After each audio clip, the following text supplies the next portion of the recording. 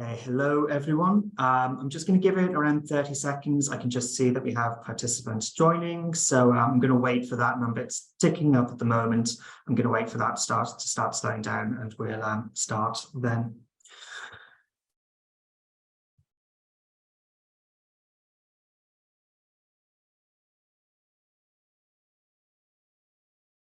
It seems to be slowing down, so we might get started. So just to introduce myself, so my name is Finn Tobin. I'm a member of the Policy and Communications team here at ARB, and I'm going to be hosting this webinar today. So today we're going to be discussing and responding to questions about ARB's new mutual recognition agreements with our partner organisations in the US, Australia and New Zealand. We're going to be trying our best to help UK registered architects who are interested in applying to gain a better understanding of the process for each route and what's involved. So today on screen, I'm joined by Emma Matthews, our Director of Governance and International, and Rob Wilson, International Manager.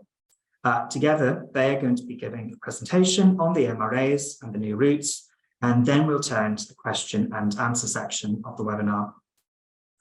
So many thanks to those of you who have already submitted questions. If you'd like to submit any more, please feel free to use the Q&A facility that you should be able to see at the bottom of your screen. And not that we're encouraging it, but for any reason, if you do need to leave early, this webinar is being recorded and we'll be sending it out to everyone who registered as soon as it is uploaded to our YouTube channel. So that's all from me by way of welcome and housekeeping. So I'm going to hand over to Emma now to start us off properly. Great, thank you, Finn. So we have a few short slides to get us started. Thank you all for joining us. And as Finn said, I hope that we will be able to answer all your questions as we go through.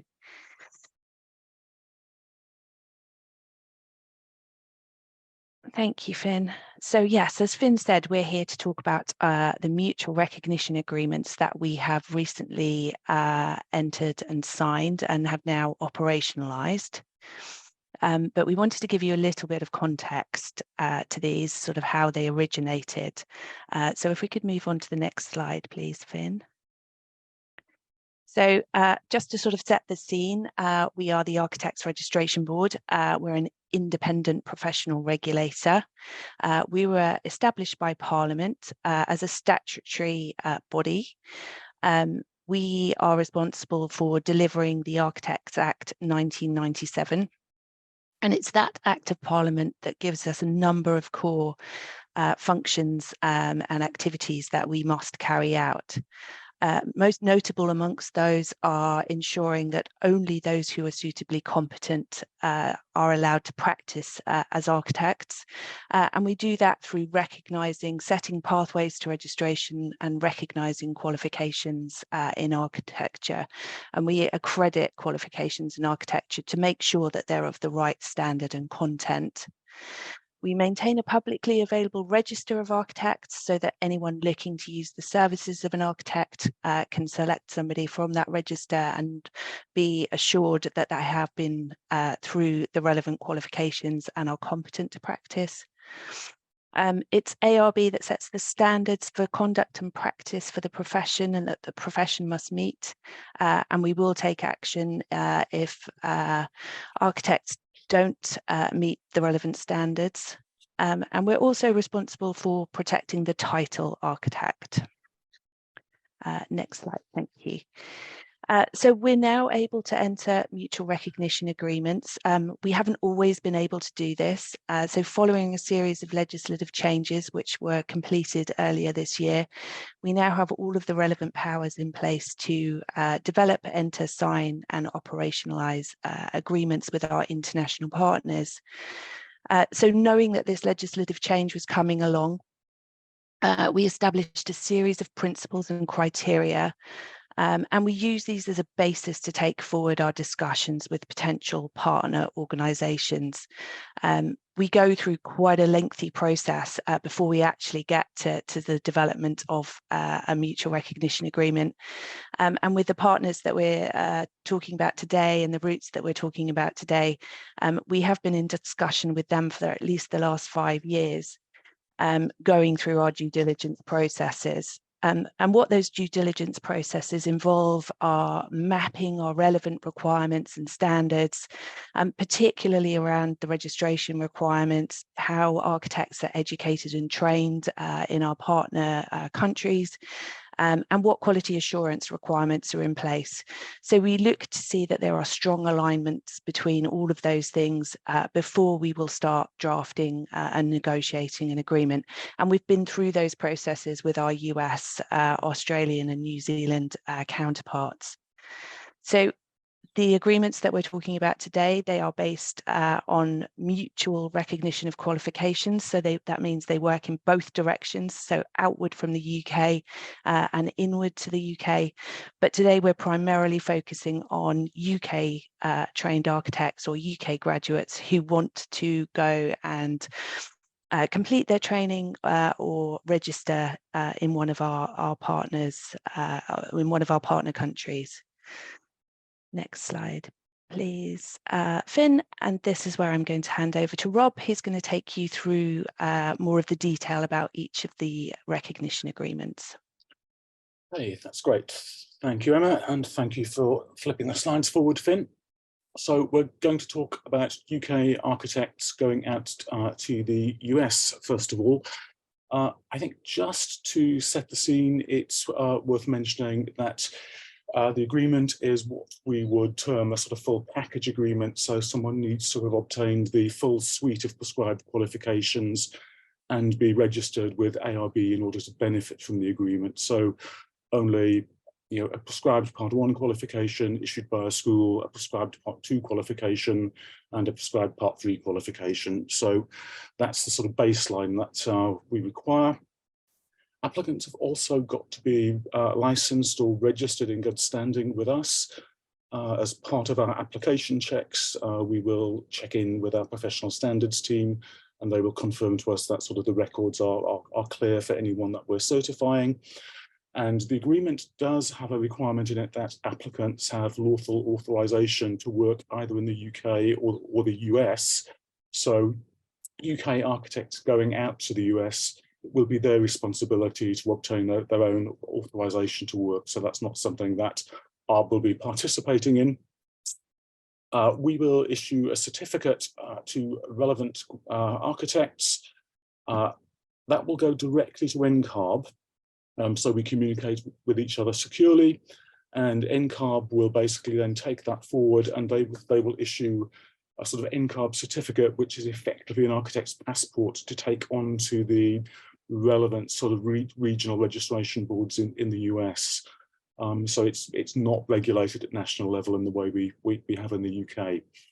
And there may be an additional requirement in sort of certain states or jurisdictions for an additional sort of test or a supplementary examination or something like that. There aren't a vast amount of jurisdictions requiring it, but if there's something very particular to that region, by example, sort of permafrost in Alaska, you may be required to do a bit of additional testing. So next slide, please, Finn. Okay, so in terms of how you apply, first of all, self-diagnose that you held the relevant qualifications. So it's only UK Part 1, Part 2 and Part 3 qualifications issued by schools of architecture that are in scope. If anyone holds qualifications that were issued some years ago, it's not time limited, so provided they are prescribed, then that will be sufficient for you to sort of take things forward. So once you've established that your qualifications are in scope, the first step you'll need to undertake is to contact NCARB to set up an NCARB record. We can't move forward with sort of issuing a certificate to NCARB until you have a sort of record number and you've been in touch with them, and there will be a fee for establishing the record. So having obtained your NCARB record number, you'll then be able to start your application. And literally, very basic form, and we will ask you to upload evidence of your qualifications, and basically details of your email contact, so NCARB will be able to then get in touch with you a little later once they've sort of formally looked at your application. So our certificate that we've issued to NCARB at the end of this process will confirm the qualifications that you hold. It will sort of state that the MRA requirements have been met and that you've basically been on the register with a sort of clean disciplinary record, and that will go to NCARB through a secure channel. You will then need to sort of get in touch with NCARB for next steps on the application process that will happen within the US. So as I've already mentioned, kind of a few helpful points to bear in mind. The agreement is full package or registration level only. So someone who's only got a UK Part 1 or Part 1 and Part 2 qualification, they can't take those qualifications to the US and have them recognised pursuant to the MRA. NCARB does have other routes available for sort of recognising non-US qualifications, but for the purposes of this agreement, the MRA will only apply if someone is Part 3 qualified and fully registered. So I've already mentioned NCARB will act as a passporting body. So once their certificate has been issued, you will then be able to sort of take it onwards to one of the participating US jurisdictions. Not all of the US jurisdictions are able to participate. There are some legal and technical reasons that presently prevent some states or territories from participating. The question we've been asked many occasions, is New York participating? New York won't be participating, but NCARB does publish a full list of all of the participating states within the UK MRA section of its website. So you can take a look at that, and we'll provide you with some information on where to see NCARB's information. So tests or assessments we've already sort of touched upon. So states where there are particular problems. So seismic issues with the California supplementary examination, permafrost. So you may need to do additional tests or assessments or a short online course to meet sort of local, state or territory requirements. So UK to US applicants who have registered in the UK through another MRA, for instance, the agreement we've had in place with the European Union for many, many years, or those who've joined the register through the prescribed examination route, you're not presently eligible under the agreement. I will touch upon it later with the Australia-New Zealand agreement as well, but we have built-in review points to the agreements to sort of look at whether or not we can broaden scope later. So next slide, please, Finn. So for a UK architect who wants to go out to Australia and New Zealand, similar principles will apply for what we've been terming full package registration requirements. So anyone who holds UK Part 1, Part 2, Part 3 prescribed qualifications, has a clean disciplinary record, and is either a citizen or permanent resident of one of the 3 countries. So that applicant will be eligible for sort of full package level registration, and we will certify that. And there may be additional requirements asked of you by the AACA, which is our Australian counterpart. NSRAB in New Zealand is the equivalent, and we understand at the moment that they won't be requiring anything additional. So next slide, please, Finn. So again, just turning to sort of the latter bits of sort of New Zealand. So same process as regards signing off the 3 qualifications, clean disciplinary record, citizenship or permanent resident requirements. And at that stage, NSRAB will not be requiring any additional tests or assessments if someone is joining the sort of New Zealand register. So little bit of a sort of extra within the AACA and NSRAB agreement. It does provide for the freestanding recognition of qualifications below registration level. So anyone who has got both UK Part 1 and Part 2 qualifications will be able to apply to us for a certificate to confirm that those qualifications are mutually recognised within the agreement, and they will then go on to be able to do the equivalent of Part 3 in Australia or in New Zealand. So next slide, please, Finn. So citizenship or permanent residence, we will be discussing whether or not this needs to continue in the longer term with our sort of colleagues. We will be looking at sort of whether or not we can accommodate additional qualifications within the agreement as we move forward. And the written statements that we've already been talking about, we'll be exchanging those as before through secure channels. So Finn, next slide, please. So, okay, so in terms of self-diagnosis, so check you hold the relevant qualifications to make an application. Part 1 and Part 2 qualifications that are prescribed. If you're applying for a full registration level package, you'll need an additional Part 3 qualification. So then, having done that, you can apply to ARB for a certificate that we will be able to issue to AACA or MRAB. So Finn, we will then undertake relevant checks. So we will make sure that in the instance of Part 1 and Part 2 level qualifications, we have ways of verifying that those are genuine by using information we get transmitted direct from schools of architecture. And in the case of architects who are on the register, we will then do disciplinary checks additionally. Having transmitted the certificate to AACA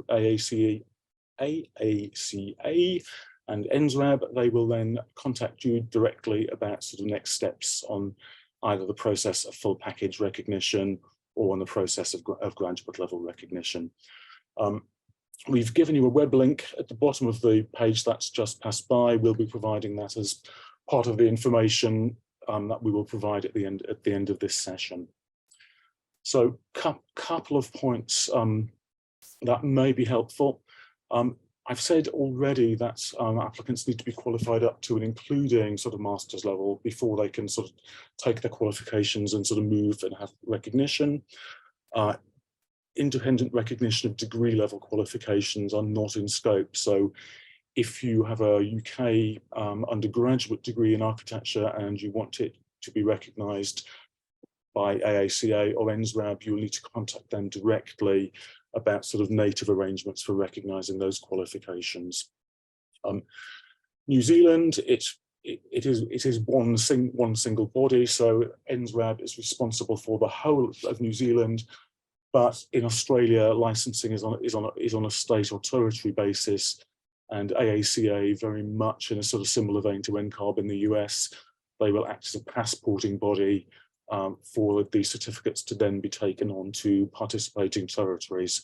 And all of the territories in Australia are participating.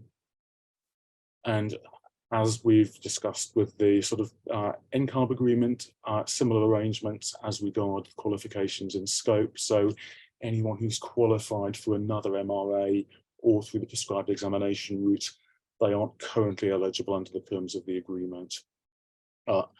Similarly, Australian and New Zealand applicants, they can only rely on accredited qualifications issued by schools of architecture in Australia and New Zealand. Other routes that are, say, experience-based or have relied on international recognition, those are currently out of scope. So Finn, next slide, please. So both MRAs are open, so they've been open for quite some time now, and we are already processing applications. We have dedicated information about both of the agreements on our website, so we'll provide hyperlinks to both of them, and you can sort of see those below. So next slide, please. So anyone who has any questions, if you've got something that's very particular to your own situation, we're more than happy for you to get in touch with us, and we'll come back to you with sort of more advice particular to your circumstances. But otherwise, we've now got an opportunity to basically take some questions and provide you with some answers. I think it's back to Finn for this part of it. Yeah, I suppose, I mean, first of all, thank you very much both. I mean, I thought that was really good. So yeah, as Rob says, we're going to move into the Q&A section. So I'm going to tackle the ones that have been sent in advance first. I can see that there's been a few sent in via the Q&A function. So if there has been anything that's occurred to you while listening to those presentations, I mean, or indeed that you're sort of sparked from the questions that have been submitted, do feel free to fire those in via the Q&A. So the first one I'm going to deal with here, it's a question from Vicky. I'm going to pose it to Emma. Maybe just first by prefacing, so this one really is a question. So Vicky's asking, I'm interested in how New Zealand architects can be registered in the UK. With this session, we're trying to focus on UK architects who are moving to other countries. But maybe Emma, do you have anything you want to say on that one? Yeah, of course, Finn, I can comment on that briefly. So really the sort of rule of thumb is to contact the registration body where you did your training effectively. So if you did your training and you're registered in New Zealand, I would advise that you start off with NSRAB, you talk to them. What you will need to do is make sure that you hold qualifications in scope of the agreement, and then NSRAB will issue the relevant certificate to us, and then we will pick things up from there once we receive a copy of the relevant certificate. Brilliant, thank you. So I've got a question here on exams and interviews. It's from Katie. So Katie, I know, indicated that she's interested in becoming registered in Australia. And there was a similar question from Jennifer, which we might bundle in with this one. So the question here is, will I have to take an exam or undertake an interview? Will I have to submit various submissions like assignments or exams similar to the UK? So Emma, I might ask you to deal with that one just while I have you on the line. Yeah, of course. So if you're looking to go and register in Australia, once you've obtained your certificate from ARB confirming that you have all the relevant qualifications, we will transmit that to Australia, to the AACA. The AACA will pick things up from there, but you will need to you will need to undertake a short assessment in Australia to understand sort of things like Australian building regulations and planning laws and so on. So there is a short test of competence, but very much tailored to the domain-specific requirements in Australia. The AACA will have details on their website in terms of the documents that you need to submit. I know that they've provided lots of support and guidance, and that's available to applicants going through our MRA in that direction. Thank you. So I know that we deal with the ones that have been submitted in advance, but I just spotted here in the Q&A there's a quite fundamental one, so might be a good one to get out of the way, but we've got one from an anonymous attendee. Who is NCARB as opposed to ARB? Rob, do you maybe want to take that one? Okay, sure. Which one are you thinking about? It's just there on the Q&A, but it's who is NCARB as opposed to the ARB. So you just maybe want to explain who NCARB are. Ah, right. Okay. Yeah. So NCARB is the National Council of Architects Legislation Boards in the US. They represent all of the very state-level bodies. So all of the jurisdictions effectively are part of NCARB. They're part of the whole machinery package, and NCARB, it deals with sort of recognition and sort of passporting of qualifications. So if someone wishes to have an international qualification recognized in the US, NCARB can deal with that approach and then confirm to all of the relevant state bodies what it's done. Similarly, it will confirm the status of accredited qualifications throughout the US. So it's basically a body that advises all of the state level regulators on whether the sort of common requirements have been met, and they set standards. There's a lot of information on the NCARB website about what they do. So they are effectively a body with national reach, which is the appropriate organisation for ARB to deal with at a sort of regulatory level. Thank you. So again, there's a question that's come in here from Zara. I hope I'm pronouncing that right. And it's sort of similar to a question that was sent in advance, again from Jennifer. So Jennifer asked, must you already be in the relevant country to apply for registration? Rob, I might ask you. Okay, so thanks, Finn. Yeah, I mean, in short, no. So if someone does want to apply to the US, Australia, New Zealand, basically you can begin the process here in the UK. you do not need to be physically present in the country. And so that's sort of similar one from Zara. So Zara asked, I have my part 1 and part 2 from London universities, and I currently live in Chicago. Can I complete my part 3 while here in the US and reciprocate that with NCARB? So Rob, if you maybe want to deal with that one as well. It's probably a slightly tricky question to answer, simply because it will depend upon whether distance learning provisions are available. In a very abstract situation, if you obtain the relevant qualification, then you would be eligible, but you would need to discuss the possibility of either remote learning or possibly occasionally travelling back to the UK for sort of short courses. Some of the Part 3 providers have got very, very flexible arrangements, so I would simply ask, but thinking particularly there are a couple of programs where it may be, 2 or 3 long weekends where someone needs to be present. So there may be opportunities available for doing that. But the agreement is about the qualifications. So provided someone has obtained them, then that would be absolutely fine. I mean, maybe at this junction as well, it's just good to point out for attendees, if you do have questions which are really particular or really specific to your situation, we would kind of encourage you to send those via email, so we can sort of look at all of your circumstances in more detail. So I've got another question here that was sent in advance. It's a question from Mark. So are Part 2 able to take US qualification exams, or does the agreement only apply for Part 3? Are there any reciprocal equivalents to academic qualifications? Emma, do you maybe want to take this one? Yeah, sure. So Rob mentioned this as part of the presentation. So currently our arrangements with NCARB in the US mean that you do need to be fully registered in the UK before you can benefit from the MRA. We will, as Rob said, review this. We have put some clauses in the MRA which will bring us back around the table in due course. We have said that we will relook at the core content of the MRA within 3 years. So a little bit of time before we do that, but we're just getting up and running currently.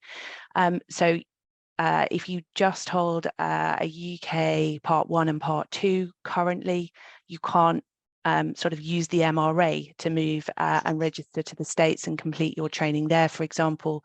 But I believe that NCARB do have other pathways to recognition. So I think the best advice would be to contact NCARB and see what options are open to you if you did want to pursue that. Brilliant, thank you. I've got one here that was sent in advance from David. I think it's one of those ones where it's a comment more than a question, but I'm going to read it out anyway. So this is a major beneficial step, not only for architects, but for the communities they work in. As in my case, I found it extremely difficult to operate as an architect in New Zealand, even after 20 years. So I found it easier to gain local qualifications as a surveyor.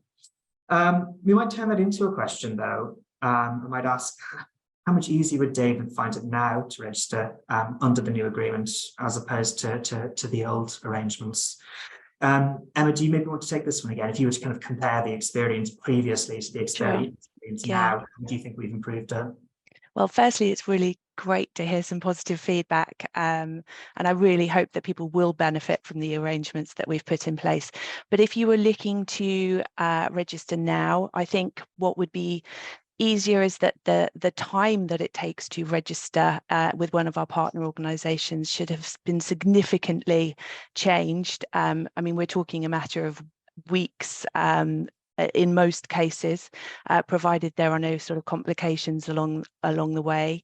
And also it will greatly reduce the sort of hurdles or barriers that you need to get through. So we have already done all the due diligence, the checking, the balancing that our qualifications can be deemed as equivalent. So provided you do hold the qualifications that are in scope, it should be really simple and straightforward. So I think you kind of answered the next question on my list here. We have a question from Daniel. So Daniel indicates an interest in becoming registered in Australia and New Zealand, and he asked, how long does the process take? So I think we've kind of answered that bit. We're saying a few weeks. But he's also asked, should we seek to become registered in the country before applying for jobs, or wait until we have secured a position? So do we have advice on that? Rob, I might come to you on that one. I think it's probably very much down to the individual circumstances of the person concerned. So, I mean, it may be that someone is already intending to move for other reasons, and this is a helpful way of topping things up.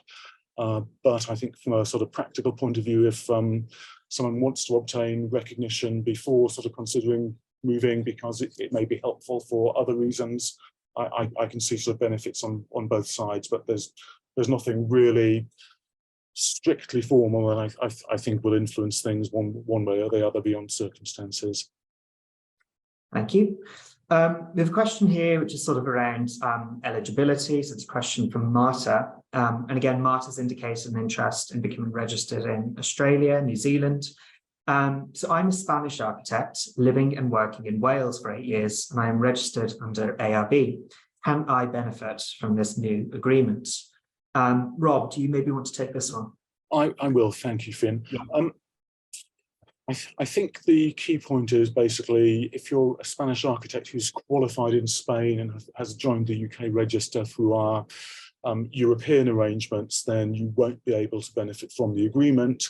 But if you hold a Spanish passport and have fully qualified by studying in the UK, then you would, subject to meeting the requirements for it would be permanent sort of residency in Australia in this case, unless you will additionally have secured, say, a UK or Australian passport.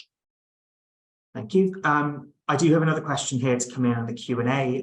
Again, it's from an anonymous attendee, and they've just said they're not sure if their messages are being seen. We are seeing them. I'm trying to get through all of the questions that were submitted in advance first, but we will get to all the questions in the Q&A as well. But I mean, while we're on it, let's just take this question, because again, it is around eligibility. So if I am registered with the ARB, but have not done all of Part 1 and 2 in the UK, is there any route for moving forward? Rob, just while we're on the theme of eligibility, do you maybe want to deal with this one as well? Yes, absolutely. So if you've joined the register through the prescribed examination route or through the European route, you're not currently eligible. But we did touch upon it earlier. We have built sort of review points into both the US and the Australia and New Zealand agreement. So our partner organisations are very, very keen to look at sort of what additional sort of routes or pathways may be able to be brought into scope later. So at the moment, you won't be eligible, but after the point of review, we may be able to bring additional routes into scope.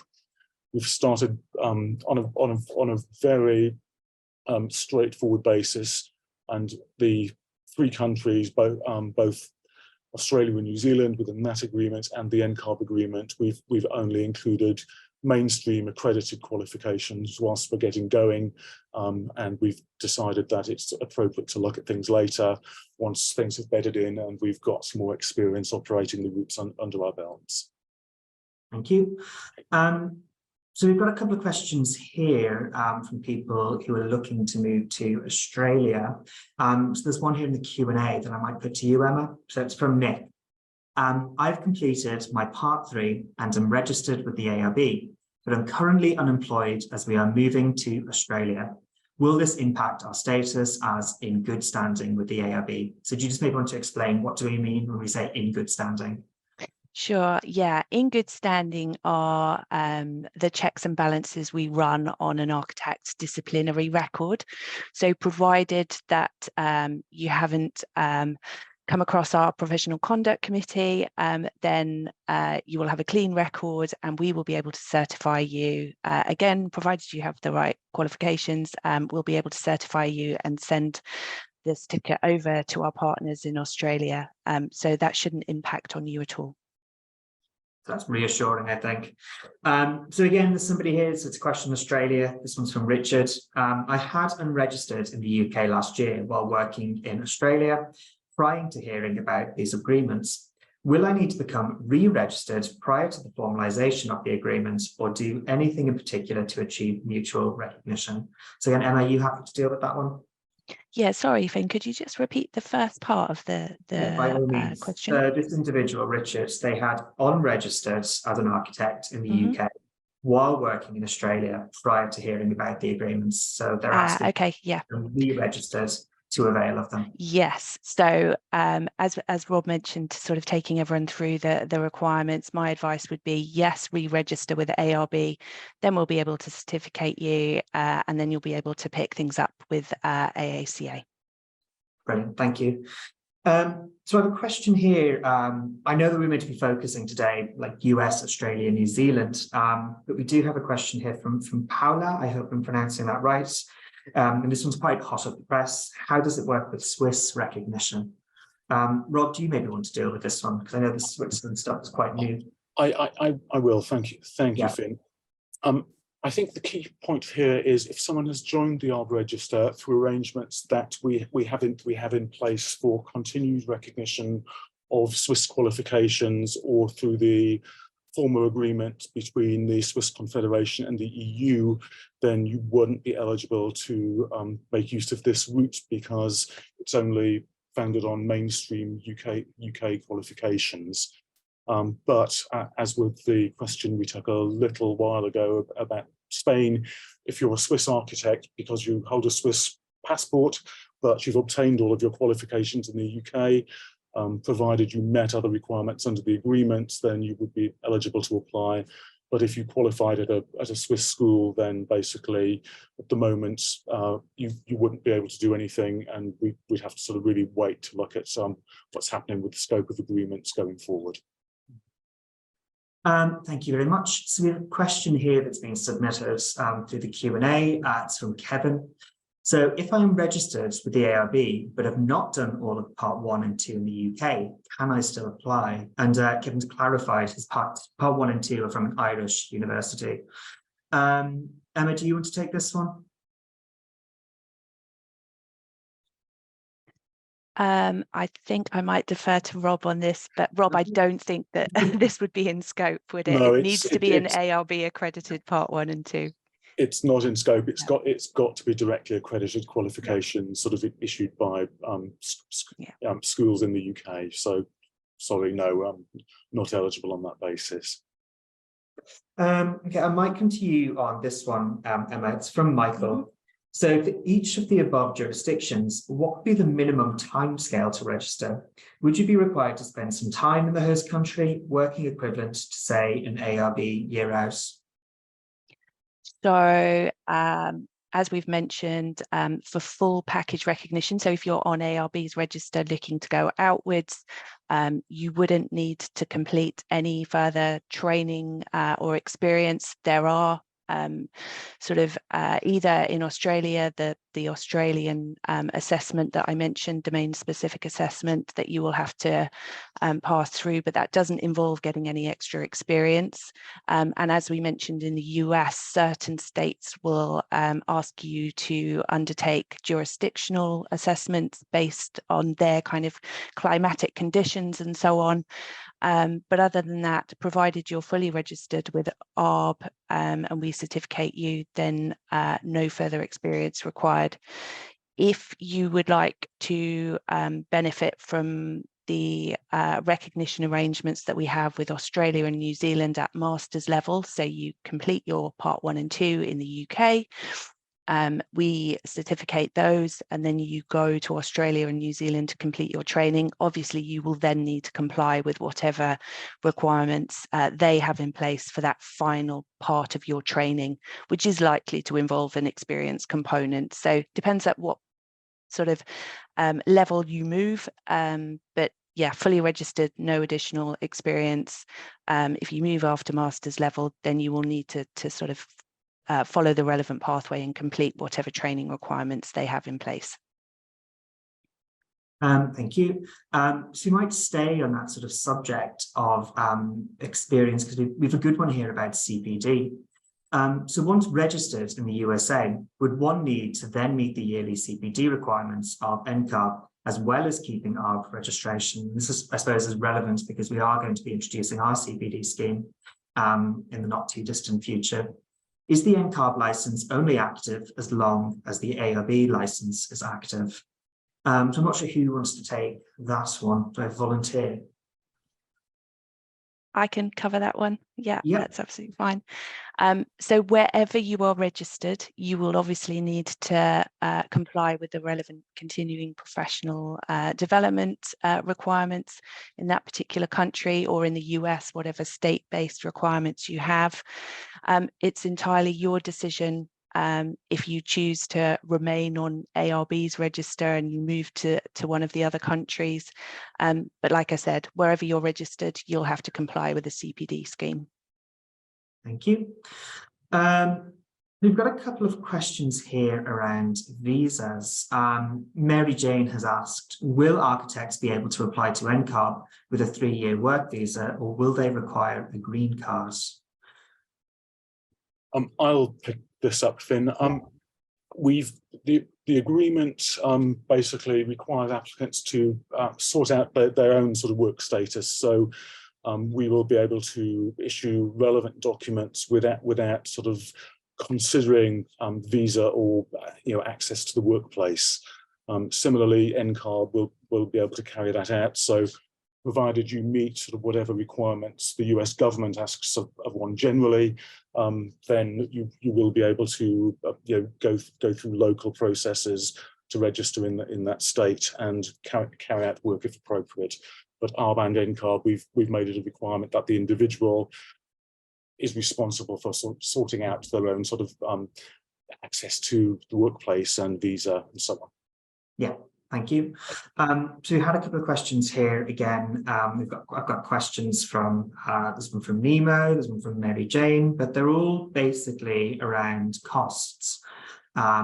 Do we have, so Mary Jane here has asked in the Q&A, have any of the candidates applying to either scheme completed the process and any indication of rough costs? So could we maybe just kind of quickly run through what it would cost for each of the registration routes? Maybe if you want to split them between you, or I don't know how we want to respond to this. Rob, do you want to maybe? Yeah. Sure, I'll pick it up. So for a UK architect going outwards, so the process of certification via ARB, that is presently £80. So once the £80 has been paid, there are additional fees that will be payable to NCARB for establishing an NCARB record. So because of the way the process is working, so first of all, establish the NCARB record. That is $3,500 US. Having established the record, apply to ARB for a certificate, which will cost a further 80, and that certificate will then be sort of transmitted to NCARB, and they will then be able to issue an NCARB certificate to passport on to one of these jurisdictional state registration boards. And there's a lot of variation across annual retention fees in state registration boards. So all I could say there is really check in the locality. There really is quite a lot of variation. Mm-hmm. And that's the US. I mean, if we maybe just touch on quickly with Australia and New Zealand. So similar process with sort of Australia and New Zealand. So we will issue a certificate which costs £80. And there will be then additional fees payable to AACA for their assessment process. There will be then similar fees payable to MRAs for registering in New Zealand. I don't have exact details of the kind of quantum in my mind. The Australian process is more expensive than the New Zealand process because there are sort of additional steps involved. But if you just hop onto AACA or NSLAB's website, you'll be able to find out sort of details of the costs there. Brilliant, thank you. And just as a point of clarification then, and again, this is from Mary Jane. So I understand that applicants have to apply to both ARB and NCARB to be considered for possible registration in the USA. Can you clarify if a fee of $3,000 is applicable for both bodies, and that the applicant will then need to comply with local requirements? You just maybe want to clarify that for Mary Jane as well, Rob? Yeah, sure. Mary Jane, so if we're issuing certification for an outgoing architect fully qualified in the UK, the only fee payable to ARB will be the £80 for certification, but there will be the $3,500 US payable to basically establish the NCARB record in the US. So you're not paying both of the fees you're mentioning. It will just be £80 and then the $3,500. Thank you. So I'm just looking through the Q&A. I mean, we've had some, which there's still some questions there, but I feel like we've touched on a lot of the things. But if you feel your question hasn't been answered, I mean, do feel free to fire it in again. We've got some positive feedback as well. Again, we have them from Killian, just saying that they're really looking forward to pursuing the new route. So that's really good to hear. Expected timeframes from Rowan. Again, that's something I feel like we've touched on. We do have a question here. We might not have an answer to it, but do we have any information about how many UK registered architects are going to benefit from the agreement? We'll be able to avail of us. I will take that, Finn, purely because we did a little bit of research. I think it is probably 70 or 80% of the register, to my recollection. It's difficult to be absolutely exact because the register changes pretty much daily, but by far the greater part of the register will be in scope of it. Well, both the US agreement and the Australia-New Zealand agreement. Thank you. Again, more positive feedback, so that's good to see. We do have a question here, and it's an EU-related question. So again, not really in scope for today's session, but it says, if I am a UK registered architect, how do I register in the EU? Is there some similar MRA with EU? Do we maybe have a comment on that? I can take that. Unfortunately, we no longer have an agreement in place for outgoing UK architects to be automatically recognised within sort of EU member states. So you will need to basically inquire directly with the relevant competent authority in the member states that you're keen to register in. We do have a memorandum of understanding in place with our colleagues at the RIAI in Ireland. So Ireland, because of the special status under the Common Travel Area, we have agreed to continue to recognise the full up-to-date list of qualifications that both bodies are responsible for. But going elsewhere, you would need to contact the authority in the host country. Thank you. And we have a question here from Sylvia. So once registered with NCARB, is there a time limit within which to obtain a job in the USA? In other words, does the registration lapse after a certain time? I will step in. I'm probably going to make slightly vague noises because I don't know the absolute answer to it. An NCARB certificate, so far as I know, is not time limited in terms of how quickly you are required to obtain employment, but there may be fees for renewing the NCARB certificate annually and basically organising transmittals and that sort of thing. But you would need to take a look at sort of NCARB's website for details of sort of continuing to renew the certificate if you do need to have it sort of active as part of an ongoing search for work. And a good one here from Sandy, which again, I think it might be a difficult one to answer because this is all quite new. But Sandy has asked, please could you comment on how many UK architects have successfully navigated the US-UK process so far and received their NCARB certificates? Did they hit any issues? How long did it take? Thank you. So I will try and answer that one, and I'm afraid I'm going to be very, very vague because we haven't got any indications of sort of success rate at the moment. We have issued, I think, in excess of a sort of 100 odd certificates for sort of outgoing architects. I don't have sort of a breakdown whether they were going to Australia, New Zealand, or the US.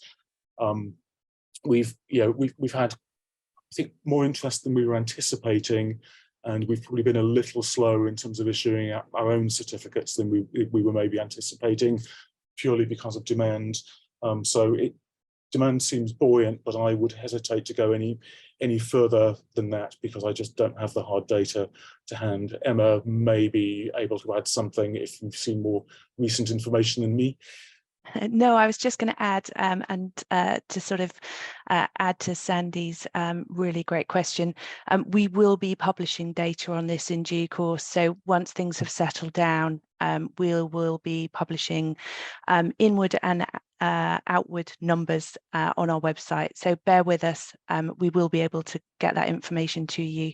But as Rob said, it's been incredibly busy. So, but we will get there. Thank you. We've got a question here from Jennifer, which I think we might have explained earlier on, but I think it'd be good to deal with again, just as a sort of opportunity for clarification. But Jennifer's asked, is there a time frame a certificate is valid for in the relevant country? If you no longer require the certification, if you were unsuccessful with obtaining a visa, so once registered in your relevant country, would you recommend staying registered with ARB? What if you wish to return to the UK at a later date? I mean, Emma, do you maybe want to take this one, or Rob? Sure, I can start, and maybe Rob, you might want to chip in afterwards. So for architects who are fully registered with ARB going outwards, we do put an expiry date on our certificates. That's because people sort of leave the register all the time, and to benefit from the agreement, you do need to be actively registered with ARB. Obviously, there is quite a lot of movement on and off the register, particularly around the end of the year when the new sort of annual retention fee period starts and ends. So we want to be sure that we are providing our partners with the most up-to-date information. So I would recommend remaining registered with ARB if you're going through the process, but thereon after it's entirely your choice as to where you remain registered. Rob, I don't know if you wanted to add anything to that. I think the only thing I can add is perhaps if we were, say, looking at the US and you went through the application process and you joined a register in a participating state, and you decided a couple of years down the line that you wanted to register in one or more other states, or relocate to one or more other participating states, you may have to obtain an up-to-date certificate if you aren't kind of maintaining a continuous sort of NCARB record. But I don't have really much indication of what will happen in Australia. I just don't have that information. If you were attempting to change states later, we haven't been asked that question before, and it's actually quite an interesting one that we will try and pick up in a conversation the next time we speak to our partners. So, thank you for the heads up. It's a good thing to pop in the bank for the next conversation. So yeah, this is kind of touching on this question as well, from an anonymous attendee. If I'm registered in the UK with ARB and I want to be registered in the USA or Australia for a few years, should I continue paying both registrations? In short, no, with perhaps one caveat. If you're not in the UK, there's absolutely no requirement to maintain your registration with ARB. If you come back to the UK, the only caveat is that you are likely to need to meet any competence-based requirements, either at the point of entry or after re-entry in future. At the moment, the arrangements are demonstrating competence to practice is necessary, having been away from the register for more than 2 years. As some of you may know, we are currently looking at sort of CPD requirements, so arrangements may change. So I think it's just a flag that there may be issues in relation to kind of continued competence when joining the UK register if someone has been away from it for a given period of time. Brilliant, thank you. So again, I'm just looking through like the open questions that we have here on the Q&A, and I think if there's questions still there, I think they're questions we've already sort of answered. And again, there's some positive comments in there as well. So just to say thank you for sharing those. So I think we might start moving towards closing this session. I mean, I'm going to hand over to Emma for a few final words, but just before I do, just to say everything that was presented in the slides earlier, we're going to be sending out all of those links and everything. We'll be sending out after this webinar and an email, along with a recording of this session. So Emma, I might just hand over to you. Do you have any sort of final words that you'd like to give before we finish up? No, not really, Finn. I just wanted to, although I did want to say a big thank you to you all for your questions. They really help us in terms of the things that you're interested in and would like to know. We will be continuously kind of improving our website pages and the information we publish. So everything you've asked today will really help inform that process. But yes, do use our website as a first port of call if you have further queries. And as Finn said, we'll be sharing more information after the webinar. And do get in touch if you've any specific queries. Brilliant. Thank you so much. So I suppose, look, it's back to me just to say goodbye, everyone. Thank you for joining and have a good rest of the day. Take care. Bye-bye.